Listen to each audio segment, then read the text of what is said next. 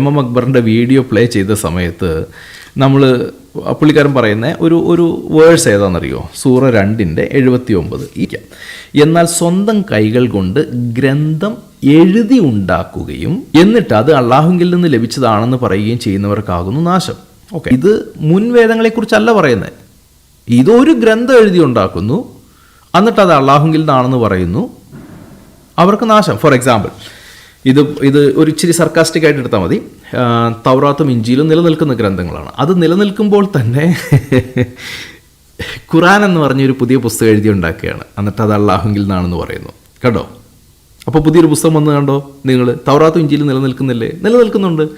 Okay, അത് നിലനിൽക്കുമ്പോൾ തന്നെ പുതിയൊരു പുസ്തകം രൂപപ്പെട്ടത് കണ്ടോ? ഖുറാൻ രൂപപ്പെട്ടു. ഓക്കെ, എന്നിട്ട് എന്താണ് പറയുന്നത്? ഇത് ദൈവത്തിൽ നിന്നുള്ള ഗ്രന്ഥമാണ് എന്നുള്ള ഒരു വാദവും. ഓക്കെ, അങ്ങനെ വാദിക്കുന്നവർക്ക് നാശം.